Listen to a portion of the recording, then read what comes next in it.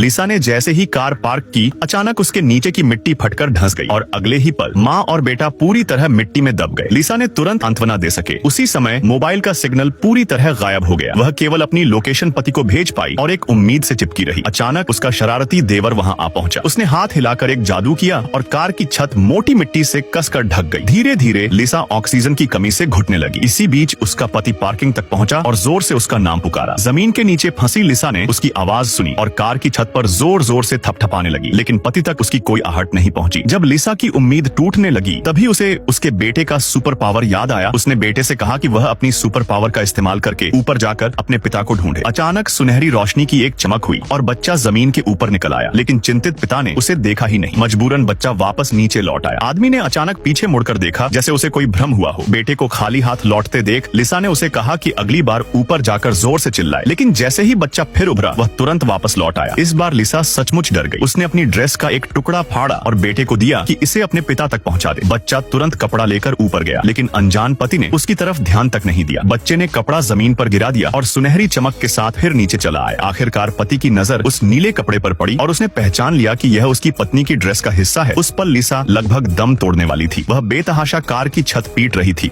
ताकि ऊपर की मिट्टी हिल सके। तभी पति को आभास हुआ कि जमीन के नीचे कुछ गड़बड़ है, लेकिन अब लिसा बेहोश हो चुकी थी। अचानक पति की आंखें फैल गईं और जमीन जोर जोर से हिलने लगी। लिसा होश में आ गई और देखा कि कार धीरे धीरे ऊपर उठ रही है। दरअसल पति ने अपने हाथों से पूरी कार उठा ली थी। माँ और बेटे को लगा कि अब वे सुरक्षित हैं। तभी देवर फिर से मुसीबत खड़ी करने आ पहुंचा। एक तेज प्रहार से कार बुरी तरह हिलने लगी और लगभग वापस गड्ढे में गिरने ही वाली थी। जब लगा कि उसका भाई गिर ही जाएगा, तो देवर ने मदद का नाटक किया और कार के आगे वाले हिस्से को थाम लिया।